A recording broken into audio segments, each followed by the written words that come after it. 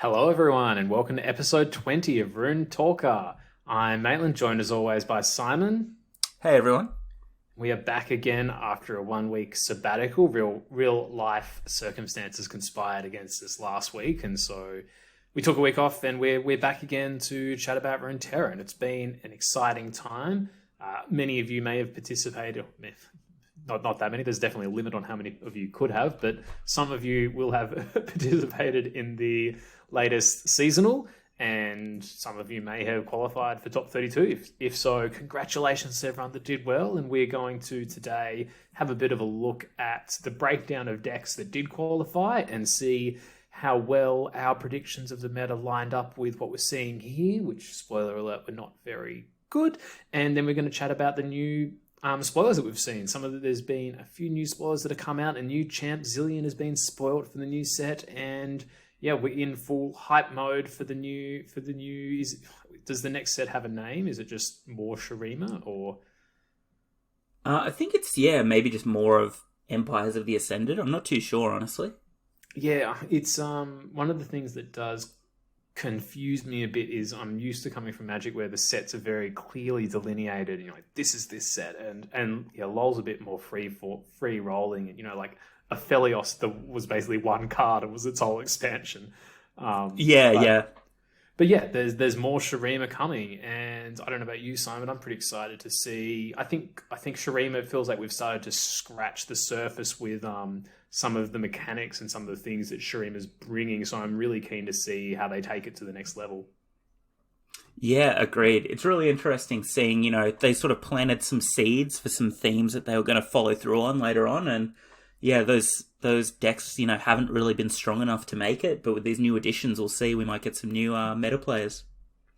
Absolutely, I'm sure we will. And speaking of the meta, why don't we jump into looking at the top 32 for the Americas and how that meta has broken down. And so I think the thing that surprised me most and that I really wasn't expecting to see was 18 of the top 32, so over half, all had Trundle Lysandra.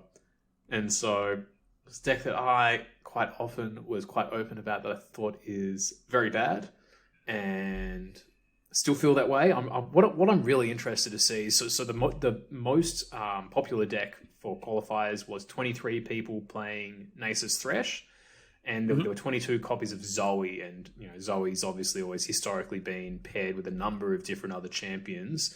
But the other three big decks were Nasus Thresh, Zoe, and Lysandra. And so, yeah, I'd be really interested to see a breakdown of the decks that were played, and what percentage of people brought aggro lineups, what percentage of people brought this lineup, which was obviously very popular, did very well, and what sort of people brought just assorted other lineups. Because my big problem with this sort of lineup is that it's good against aggro, but I would imagine this lineup just folds to a number of just assorted lineups, and you see a lot of that sort of stuff at the seasonal. So I wonder if there was like a lot of aggro that just kept running into these, but there's been essentially no aggro that qualified. So that makes me feel like if there was a lot of aggro there, you'd expect at least some to slip through the cracks.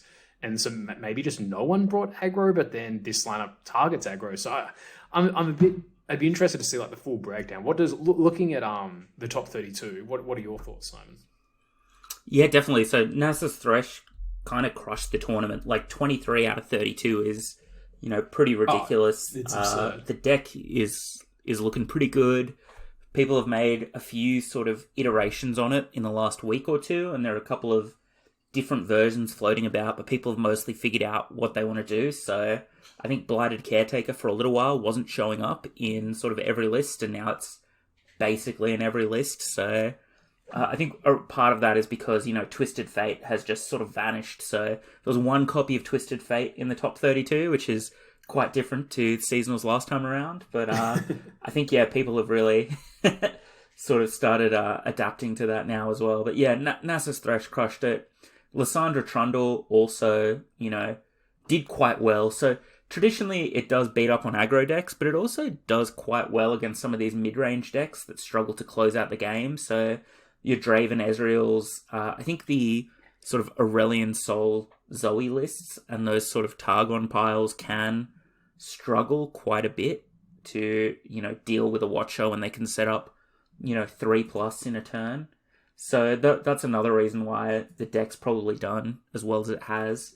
I'm definitely inclined to agree with you that it looks like people probably just didn't play aggro because, if the field had been 40% aggro and then, only 5 of these aggro decks had made it, that just seems really unlikely, just numbers-wise. Like, even when you've got a favourable matchup with a deck, you're still going to see those aggro decks or those, quote-unquote bad decks for the meta making it through just based on how many of them there are. So it would be really cool if we could see some of that data on total decks registered and figure out, because, 23 out of 32 Nasus Thresh is really impressive, but it's less impressive if, 1,000 of the players in the tournament brought that deck as opposed to, 50 of them or whatever. So that data definitely can help to frame some of these discussions, but it is really interesting to see what's risen to the top and, partly what people have chosen to play in the tournament.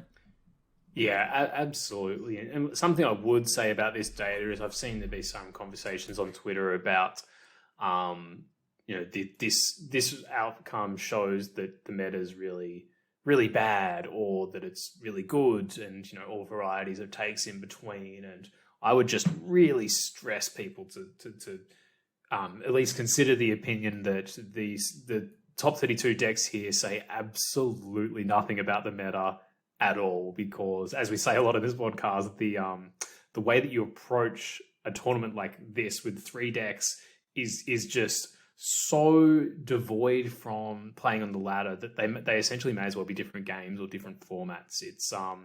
You can sometimes draw parallels, but yeah, this is definitely, to me, just says absolutely nothing about the state of the meta. Particularly when my feel of the meta is that aggro is just absurdly dominant and needs to be nerfed. Yeah. It doesn't back that up quite so much. But yeah, it's definitely interesting. I think I'm surprised to see this much Zoe here, particularly when there are only sort of 9 copies of Lee Sin as well, because I feel like I would have expected, Zoe Lee Sin to be a really common pairing. So obviously Zoe Aurelian Soul is another common pairing, but there are 22 copies of Zoe, and then, between A Soul and Lee Sin, there are 24. So, people are playing some different champions. Maybe there's some, like, Aurelian Soul Shyvana action happening here. So, yeah, it's definitely interesting, because I didn't really rate Lee Sin going into this tournament. Like, a lot of people have said they think Lee Sin is really good, and obviously the Lee Sin Masters are insane with the deck, and they can definitely crush in most metagames with the deck. So my advice for this tournament would have been, avoid Lee Sin unless you are already locked in on playing Lee Sin, because if that's the case, you're probably one of these Lee specialists, and if not, you don't have time to learn the deck. And even if you think you have learned the deck to a high level, you probably still have room to grow if you're, doubting that choice at the moment. Yeah, and we've said similar sentiments a lot before, but like if you know that Lee Sin is broken and that you are amazing with the deck, and that it's it's the best deck in the meta, and there's no way you'd not play it, then obviously you should play it and do well. And if you are literally if you think literally anything else about Lee Sin, if you think maybe I should play Lee Sin, no, absolutely not. You either know you're going to play Lee Sin or you should not, and you should play something else. And there's really, if you're not 100% certain that Lee Sin's what you should be doing, you should not be going anywhere near it. And that's just an interesting little tidbit about that champion in the deck, because of just how high skill cap it has proven to be. Yeah, definitely. I think it's a pretty polarizing deck. I don't think there are actually that many other decks where I'd say the same sort of thing in the meta. I feel like you probably can get away with learning most of these decks before the seasonal, or being a master with a deck isn't going to suddenly make it a meta deck, but weirdly that just doesn't really hold true for Lee Sin. Yeah, it really is an interesting one, and I'm not sure exactly. You can't really graph something like the time spent playing a deck and then how that equates to doing well with it. But the Lee Sin one, I think it sort of takes quite a while to really learn the basics of the deck, and then to get that final, the true to be playing it well takes even much longer. I think you've just got to put so much time into the deck, and so it's a difficult one to master. And on top of that, it's always still got heaps of bad matchups as well. So not necessarily the most rewarding, but yeah, it's always an interesting one to include in lineups. And I think Zoe Asol is another really interesting one that hasn't really been a massive player on ladder, but it's a really interesting and versatile option for including in a 3-deck tournament. You've got just so many different builds and ways you can tailor the deck. You've got access to so much life gain. You've got access to so many celestial cards. So if you want to beat aggro, you can heavily skew against that. If you've got 2 other decks in your lineup and you want to heavily beat aggro, which is what it looks like a lot of people are doing in this tournament, then Zoe Asol can be a great 3rd deck for that. And if the meta's looking really mid-range, like in previous Twisted Fate metas, and if you need to go over the top of that, then Zoe Asol can also be heavily skewed to go there. And so I think having that variety in builds, and it's been something that when I was trying to try different builds of Zoe Aurelian Sol, it was really tough because you would look at the deck and see that it had a good matchup against some decks, and then you'd play a version and it might feel terrible. And that's just because the version that you're playing can drastically affect how those matchups play out. And so there's just a lot of different 3-deck lineups where Zoe Asol will be not necessarily the best deck in your lineup, but you can tailor it to pair well with the other 2 decks that you're bringing. Yeah, I agree. I think Mono Targon has been a pretty good sort of 3rd tournament deck for the last few seasonals. Just because, like you said, you can sort of tune it so much. It's not really taking resources from other decks usually. And you can swap around some of the champions as well. So people would sometimes play Diana along with Zoe rather than Aurelian Sol. There are a few options there. And like you mentioned, a lot of the time you can splash a faction, a popular splash obviously being Atrocity, but you can splash for other pieces if you need them. You could make it more than a splash if you really need to target something. So yeah, I think that's a real sort of learning from this tournament as well, is that Mono Targon has sort of consistently performed reasonably well in the seasonals, and you should really consider it as a 3rd deck in your lineup if you're struggling to add a 3rd deck in future tournaments. Yeah, and similar to Lee Sin, Mono Targon, a way I sort of think about decks and in card games sometimes is around how many decisions you get offered. Because if you have a deck that, let's say we had 2 decks that offered the players zero decisions. You play the game, and I don't know what that deck would look like, but you get offered 0 decisions. If we played 100 or 1,000 games of those 2 decks against each other, you would have the sort of true matchup win rate, because there's no decisions being made. Either pilot's skill doesn't affect the outcome, and you would just see purely how these 2 decks match up against each other.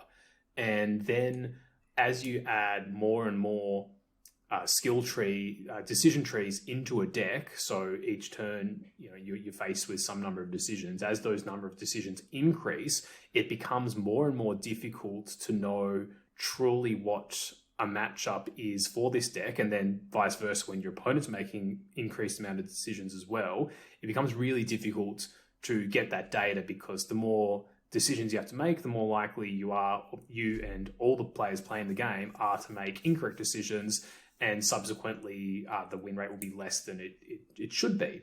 And Mono Targon's one where I find that there's always going to be so many decisions with the picking cards from the Celestial pool, just adds, and other Targon cards as well. There's a lot of versatile cards in the region. They add so many decision trees, and I think that's also why you often see the Mono Targon decks do really well in tournaments, because you can make a lot of decisions in deck building, and then in game you're also making a lot of decisions. And so good players are able to leverage those opportunities to slightly increase their win percentages. And so that's why I think Targon's often a region that does really well. Is you just get so many more decisions.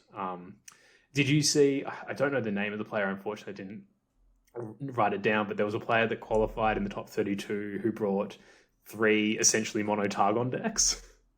No, I didn't say that. It was a sweet hider. That's pretty impressive. No, that's cool. That's another thing that sort of came to mind when you were talking about that as well is, there's sometimes a bit of selection bias here as well. If the best players tend to gravitate towards those decks where there are lots of decisions and it feels like they might have the ability to leverage their skill a bit more, that generally means that these decks are probably going to be bumped a bit higher, not based necessarily on the strength of the deck, but based on the strength of the player who's more likely to pick them. So just keep that in mind as well, that this doesn't necessarily reflect that, Mono Targon and Lee Sin are, great decks and you should be playing them on the ladder. Just, keep that in mind. Yeah, absolutely. And I think that's another important point for considering the balance and health of the meta, and something you see a lot in League of Legends is, and what makes balancing that game difficult is similar to all games, is player skill and the sort of question of how much do you want to balance around average player skill versus our absolute best players' skill. And so you end up in situations where, like, if similar to my example about a deck that makes 0 decisions, if there's a League of Legends character that is lower skill cap or higher skill floor, I guess, those champions will, when their numbers are good and are quite playable, their play rates go massively up at competitive play, because there's no point trying to play higher skill cap champions where you can fail more when your fail-safe case of playing really strong champions that are lower skill cap, they're so powerful. And so you see people sort of be risk averse, can take those champions, and then those champions are often, it's quite easy for the balance team to see, okay, this champion's doing really well in the competitive scene, and because of the low skill cap, players at all elos are picking it up and also doing really well. So it's doing really well throughout the whole game, and we should probably nerf it a bit.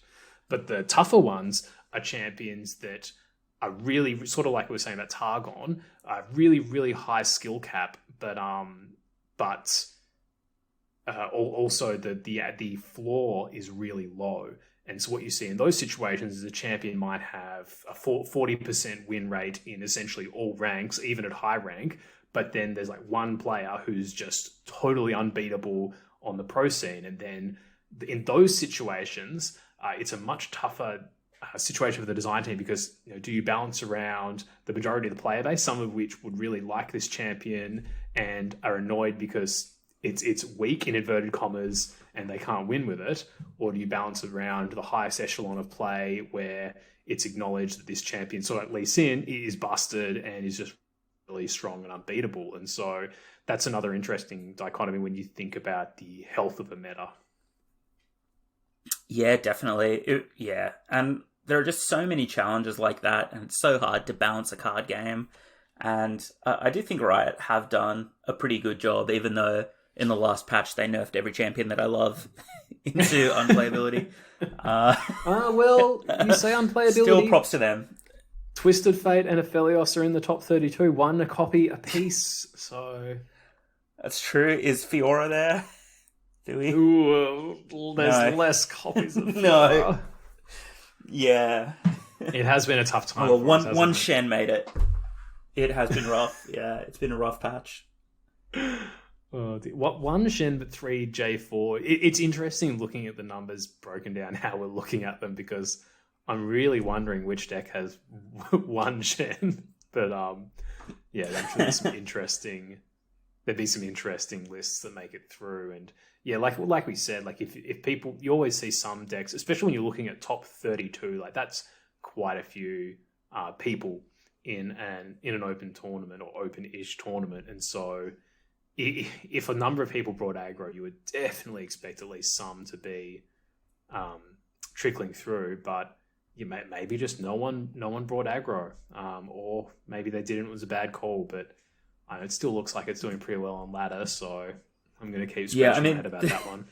Yeah, there's even a copy of Katarina here, and we've got no copies of Elise. So Yeah, rough. Yeah, I wasn't going to bring up the Katarina, but all right. Is there any other thoughts you have about 3-deck, about the finals, which is happening this weekend, or should we just move on to the spoilers? I think it will be really cool to watch the finals this weekend. I think people will get to build some really interesting lineups potentially as well, given that they can see all of this information and sort of see what people played to get to the top 32. So we'll see if people still decide to bring as much of these big player decks, the Lysandra Trundle, the Nasus Thresh, or if they go for something different. Yeah, absolutely. I mean, when you look at a meta that was this dominated by basically, you've got well over half of people qualifying with essentially the same lineup. You've got to be thinking, if you qualify with that lineup, you've got to be thinking, should I play this lineup again? And then you end up in a sort of situation where you're like, well, what if I played a lineup that if I wanted to beat Nasus Thresh, what would that look like? And then well, what if everyone does that? Do I want to beat the lineup that beats Nasus Thresh? And it'll be very interesting to see where people land. My initial thought is that we will probably see a lot of people running the same or similar lineups, but it'll be very interesting to see how people adapt to that known information and how much people try to next level each other and where everything ends up.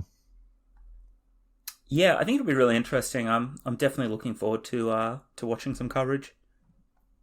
Yeah, absolutely. All right, let's move into the spoilers then. And so obviously if you don't want to hear spoilers, then you can tune out, but I'd hope you would have figured that out for yourself. So a new champion has been spoiled, and champions are our favorite because they take 4 hours to read out what they do, and then we get to talk about it. So Zillion has joined Runeterra. Zillion is a 2-mana 1/4 with play. Create 4 time bombs in your deck and then predict.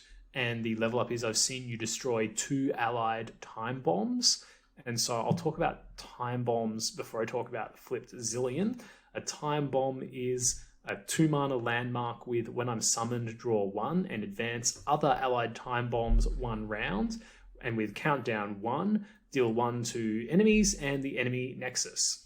And then once you have leveled up Zillion, Zillion gets round start, create a fleeting copy of each non-fleeting card I saw you play last round, and has on play, create 4 time bombs in your deck, then predict. So the same play ability as unleveled, but it gains this quite absurd ability of each card that you played that didn't have fleeting last round, you get an extra copy of. So what are your thoughts on... Oh, and it's a 2/5 when it's flipped. What are your thoughts on Zillion? I mean, Zillion looks kind of interesting. Like a 1/4 for 2 is kind of like not the greatest stat line, but a 1/4 for 2 that predicts is pretty good. Putting the time bombs into your deck is interesting. It seems like without a lot of card draw or ways to predict, it does seem like it's probably going to be tough to actually flip the Zillion. You've got to hit 2 out of 4. So if you're not doing something to manipulate your deck, you probably have to see about half of your deck from that point on to actually flip Zillion. Once flipped, he seems like really good. Like a 2/5 for 2 is pretty strong. This effect is obviously ridiculous. The fact that you just get basically all these free cards at the round start if Zillion survives, I think that's pretty strong. And the time bombs themselves, so they're essentially 2 mana to deal 1 to all enemies and the enemy nexus. They draw a card, so they basically just mean you're not down a card, you're just down 2 mana. I mean, I think a lot of those pieces seem pretty good. That seems like a decent sort of anti-aggro card. The only real weakness to the time bomb is, again, if you're not like really powering through your deck or predicting through your deck, like it's going to be hard to find these in a time frame where they are meaningful against aggro. So I'm not 100% yet on how that's going to play out. What are your thoughts, Maitland? Yeah, it's got a lot of moving pieces and which point towards anti-aggro directions. The stat line, like you said, is quite anti-aggro. The time bombs themselves are quite anti-aggro, and then the flip side lets you go over the top of mid-range and late-game decks, and so it's definitely doing some interesting things. Like you said, though, also Zillion has to see the time bombs detonate to flip, which makes it much harder to flip than champions that you don't need to see the event happen. And when it's a 1/4 as well, that's not, if you're going to flip it, it's probably reasonably easy for your opponent to kill it. So I mean, it's a very complicated card. It doesn't. Looking at it, it's not one that I instantly just go, this is going to be meta-defining, or there will be decks built around this, but it does feel like a solid role player, and it does a lot of different things, some of which are quite powerful, some of which are quite useful in beating certain archetypes, and so I feel quite positive, I think, about Zillion, but not overwhelmingly positive, I guess. Yeah, he seems like flipped Zillion is super powerful. Like, creating these fleeting copies of cards seems like it could, get ridiculous. It would be an absolute must kill, and if you don't kill it, you probably lose the game after a turn or two. That's so much value. But yeah, I don't know. I think Zillion looks good, but you're right that I probably wouldn't put it in the busted category necessarily. But I mean, that being said, even killing a 1/4 is pretty hard. Like, most removal for champions is damage based. So who knows, if you just never block with it, never attack with it, maybe it's just this looming threat on the battlefield. I'm definitely keen to try playing with the card. Yeah, definitely. And yeah, card advantage is always one of those things that just doesn't feel as strong in Runeterra as it does in other card games, because there's a lot of ways to generate and draw and create cards, and so I'm not 100% sure. I mean, it's an interesting ability. I just don't know how it will feel to play it out. Yeah, I don't think it's just card advantage, though. Like, because generally, the way I imagine it is you play Zillion and then you just burn some of your best cards in your hand because you get to replay them again the next turn, rather than just having to, with some of these other backline champions, just play like your small ball card effects or not necessarily your best cards, and just end up with these sort of lower rate created cards that you're playing because they're free, whereas Zillion potentially just copies the best card in your hand. That's definitely very true. It's very different to, like you said, sometimes you play Gravitum and it doesn't even get you any value really, even though it was a free card.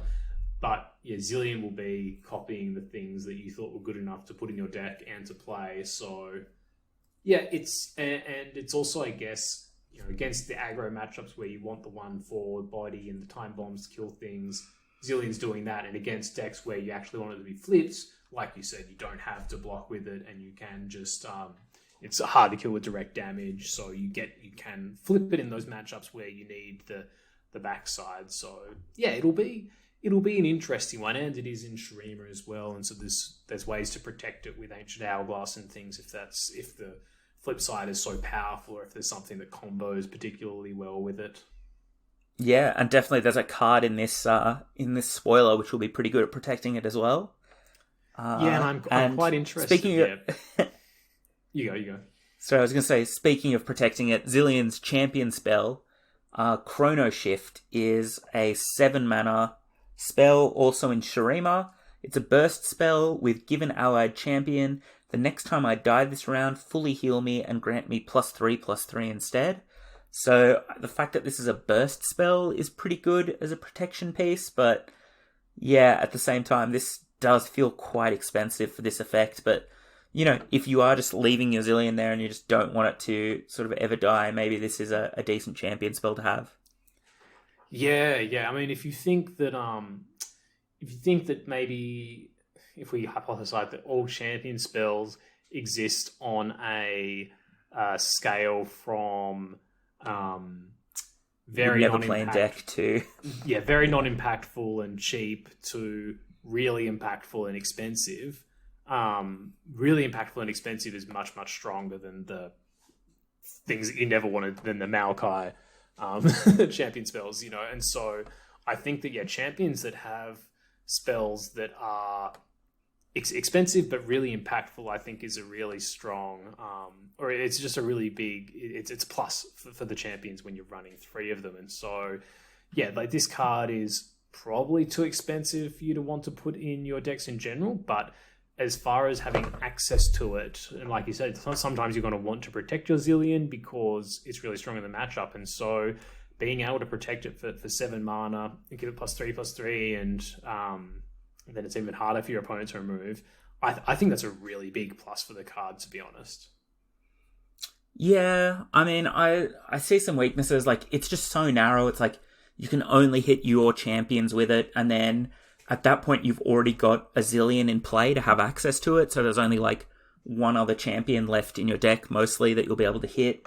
And then at the same time, it's like you're protecting your Zillion for 7 mana, but you could just play another Zillion for 2 mana after they kill your Zillion. So maybe this, like, do you need to protect your Zillion when you have another copy in hand? I don't know. I'm feeling like it might not get that much use now that I think it through. Yeah, that's fair. That's fair. I can see. I mean, maybe this one's seen a time bomb already, and so that's good. Yeah. Or maybe they're destroying it so they can get an attack in. Or yeah, you don't want extra time bombs in your deck. I don't know, but yeah, I mean, I can see reasons for it, but it does feel like I'm not playing the card as a card by itself, and when I have access to it off Zillion, it's probably going to be, pretty unlikely that I fire it off. But yeah, when you do, it's going to be pretty good. Just like the Maokai spell, narrow but good. I mean, no, what you've said does make sense, and that definitely does. Maybe take it down a little bit, or it also depends. I think it's tough for me, at least, to picture exactly what sort of shell Zillion's going in. And I think one of the things that will be really interesting to see is there are a couple of cards in the last expansion that had some synergy with Predict, and I think that it'll be really interesting to see if there are more ways to predict and cards that have synergy with Predict in this set, because as soon as there are reasonable to good payoffs for predicting, Zillion will just go up. And I think if Zillion becomes a major meta player, strength of Predict will be a big factor there. And I guess we'll go on to the next card we're going to talk about, which we've discussed today, Scrying Sands, which is a 1 mana burst spell with Predict, and give an enemy -2/-0 this round. And this is another one we discussed today as a 1 mana trick, how good this is. And I think for me, if this card is good, it's going to be almost entirely because it has Predict. I think that the biggest comparison I see for this card is Exhaust, which also gives an enemy -2/-0, but instead of predicting, Exhaust has you get to give it vulnerable, and it has it's not burst, it is focus. Focus. Focus.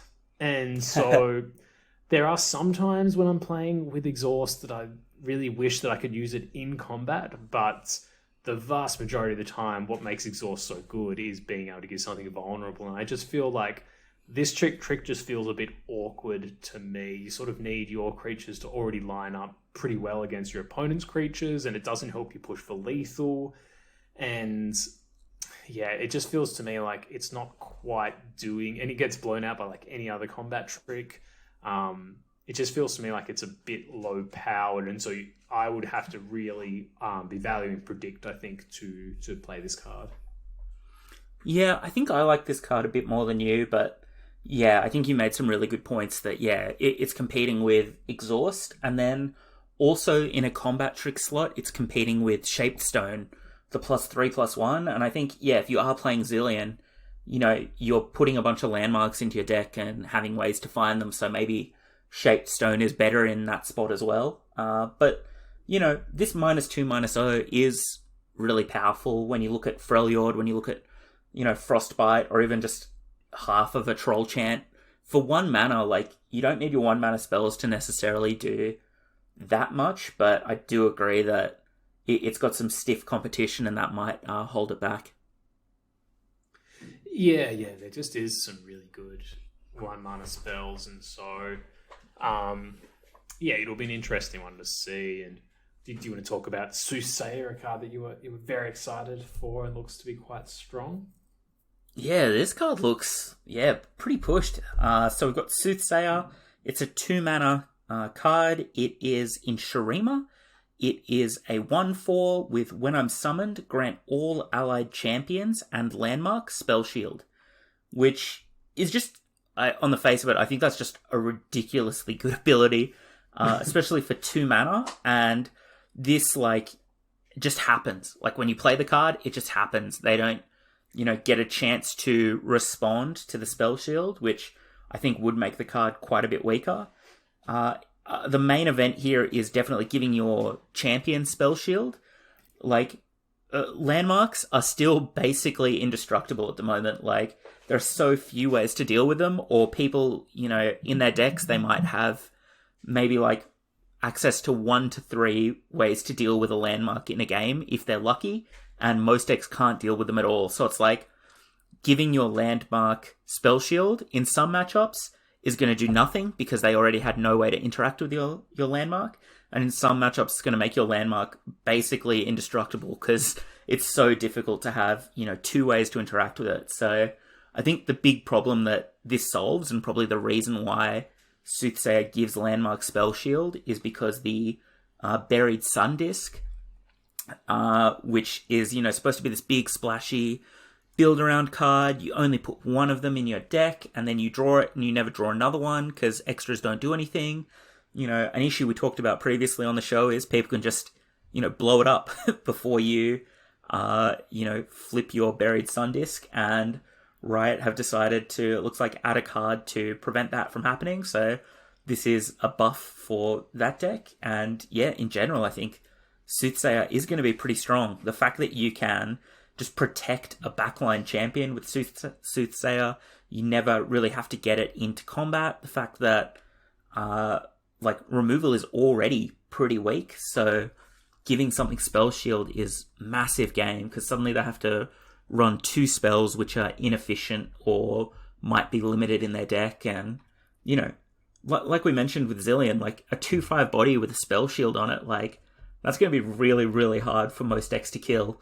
And if Zillion's just sitting there making you a bunch of value, that's one instance where I could see a backline champion just getting so much stronger from this. What do you think about the card, Maitland? Yeah, absolutely. I mean, on just the surface level, something I always really value about cards is versatility in different matchups, and I think Soothsayer ticks that box. It's got a body that is pretty good against aggro. You can play it early, it'll block a couple of times, it'll eat some 1 toughness creatures, and so it's pretty good against aggro, gives you something to do. And then against the mid-range and the control decks, it has a really, really, really relevant ability that lets you pair it with champions that you want to protect, and landmarks that you want to protect, and protect them. And that's really powerful against those decks. And so, I think it does. You're not necessarily going to get value out of both of its modes every game, but you don't need to. Obviously, when you're putting it in your deck, it's not to beat aggro. It's because you want the spell shield, and because you're trying to protect your Sun Disc, or you're trying to protect your champion. And so the question really comes down to, do you have landmarks or champions that are worth playing a bit of an inefficiently statted creature in order to try and protect? And so I think there are some strong, obviously a lot of the strong champions did get the strong backline champions have been nerfed recently. And so I think this card is really, really strong. And there's a lot of other new cards to come. Play Buried Sun Disc. Is Buried Sun Disc going to be a busted part of the meta? I'm still not convinced of. No, I don't think so. But and so outside of Buried Sun Disc, I'm just wondering what shells you have and what champions you're trying to protect with Soothsayer. But on the face of it, if you've got a deck and champions that are worth trying to protect, then this is going to be a very powerful card. Yeah, definitely. I think in terms of where it could possibly slot in right now, obviously, giving your Nasus spell shield before it even gets in is really strong. That's one use for the card if you could find space in that deck, and then you could maybe sacrifice the body or, block a couple of times. The other place where I could see it being strong is Azir Lucian. So if you can get Spell Shield on Lucian, that can be pretty ridiculous and snowball pretty quickly. So there are already some existing spots, and I could see playing Shurima just to get very cheap Spell Shields onto some of the units. Yeah, I'm not sure if Lucian Azir wants to run such an unaggressive a 1/4 body. I'm not convinced about that one, but yeah, there's definitely options out there, and it'll be an interesting one to try out, and maybe there'll be metas where removal is not super popular. People only have run a few pieces, and so this becomes a really interesting option for tournaments and for teching your deck to beat certain lineups. So I think, a really interesting card. I think. Were there any of the other spoilers? I'm just looking over them to see if there's anything that really jumps out to me as something I want to talk about. There's a few different ones that advanced landmarks. Yeah, I think that's probably the most interesting thing here, is that they're really trying to push that advanced landmark, cards, so that they could actually be an archetype. So there are 3 cards that they spoiled, which each progress your landmarks by potentially 2 rounds, and they look, reasonable. One of them's a 2-mana 2/2. That one probably looks like the best because you could probably just slot it into a deck. There's a 5-mana 4/4, and then there's a focus spell which predicts and also lets you push a landmark to advance 2 rounds. I mean, hopefully they reveal another landmark with countdown, which is worth trying to aggressively tick down, because at the moment there isn't really anything that good. It seems like the Frozen Thrall is sort of one of the best landmarks, and because that starts on 8, it's just so far away from happening anyway that advancing it 2 rounds, if it's still 6 turns away, that's like, was that worth you building your deck around it and putting all these cards together? So we'll have to see what happens, but it definitely makes it I guess more appealing to potentially try building around those synergies. I don't think it's going to be quite good enough though. Yeah, that would be my guess as well, but it's definitely, I'm glad that they're introducing some more things for people that want to play Buried Sundisk. That deck's definitely getting better, and so if that's something that you enjoyed, and it's I think inherently pretty enjoyable thing to do because that's what it's designed to be. I think that's really cool, but is it going to set the tournament meta alight? Feels unlikely, but it'll definitely be better than it is now. That's true. Yeah, it's hard to imagine it getting worse from this, unless people, start running these cards and they don't actually make the deck better. You just get baited into playing cards that look like they should work, but really, don't do anything, reduce your card quality. Yeah, that would be unfortunate. All right. I did have something to chat about in our outside of Runeterra section. There's a new Joss Whedon show is started being released on Binge, I think it is, or maybe Binge is Australia only, and so you get it on some other streaming. There's so many streaming services now; it's a nightmare wherever you are. But it's called The Nevers, and I didn't really want to watch it because I think it's pretty clear that Joss Whedon's a bit of a scumbag and has just he hasn't been cancelled or ostracized from the industry or anything, but I think he's pretty clearly just an unpleasant artist that I don't particularly want to support. But the premise of the show, The Nevers, was pretty interesting, and so my wife and I gave it a watch, and the first episode was just so bad, and it made me so angry. I don't think I've ever watched a show that made me so angry with just how bad it was. Yes, absolutely would not recommend that at all. One of the worst shows I've ever seen. The opening scene is just nothing happening for minutes.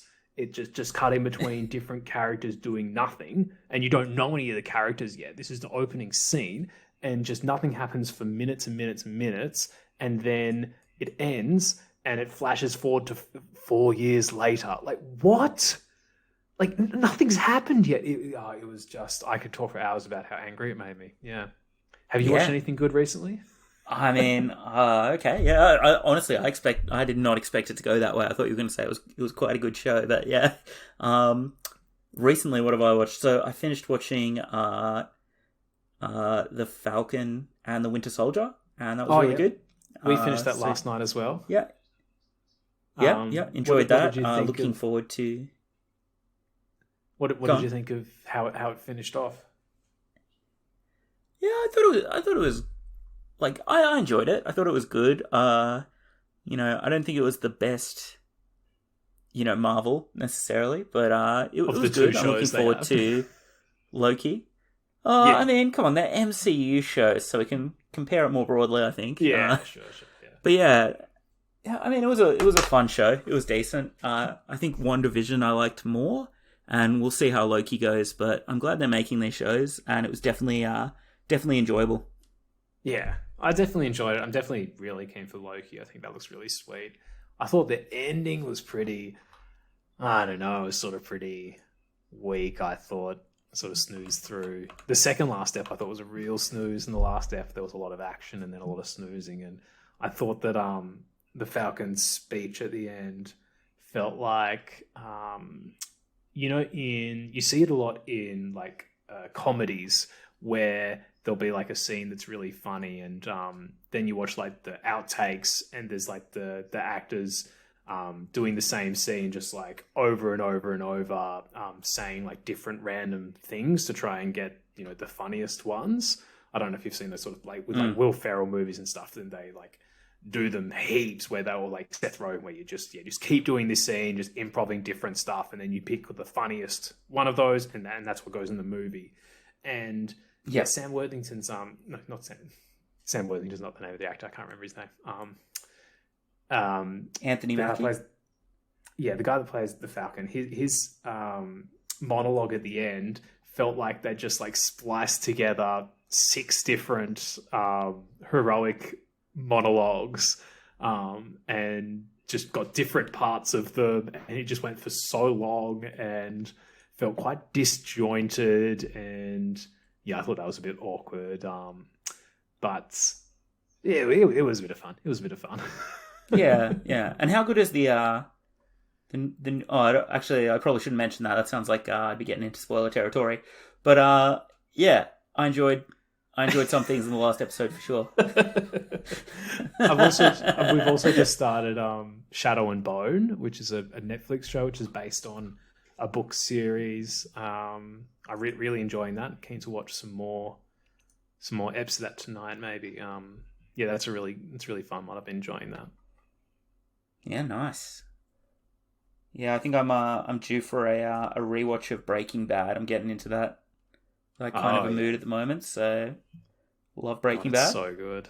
It's so good. I've seen it all, and I've been really keen to rewatch it. My wife's never seen it, but she's a bit worried that it's obviously quite an intense show, and particularly while she's pregnant at the moment, some really intense things are just a bit too intense, and so we haven't done Breaking Bad, but oh god, it's just so. Have you seen Better Call Saul? Yeah, I've seen most of it. Yeah, very great, great show as well. Yeah, I haven't watched much of that at all, but I've heard that that's really, really, really good too. And you Breaking should. Bad. You should. Just did you watch the movie they did on Netflix last year? Yeah. Yeah, I did. Yeah. God, that was a great. It's just so rare for everything they do. Like Breaking Bad, just to be good. It never falls off. It just keeps getting better and better throughout its whole run, and then ends at a perfect time, which is so unusual, particularly in America, because America's so focused about trying to get more seasons and make more money from your show. And so there's so many shows that like the first season's so promising, and then they just go off the rails and keep trying to get more and more seasons, and that's the goal. And Breaking Bad's just always trying to tell its story, and then to come back years later and do a movie which feels so in line, and like that. The movie is one of my favorite parts of Breaking Bad. Like it's just that good, right? It's an impressive piece of work. Yeah, definitely. They've never disappointed, and yeah, I'm really interested to see what Vince Gilligan does when he's finished with Better Call Saul, because he's set the bar really high with these last two shows. Yeah, absolutely. Absolutely. All right. Cool. All right. Well, I think that's probably a good amount for this week. So thanks everyone for listening. Check out our Twitters and all that sort of stuff, and check out the seasonal this weekend. It'll be really interesting to see what does well, and it should be really sweet. And then we'll be back next week for more Runeterra. Sounds good. See you all then. Bye.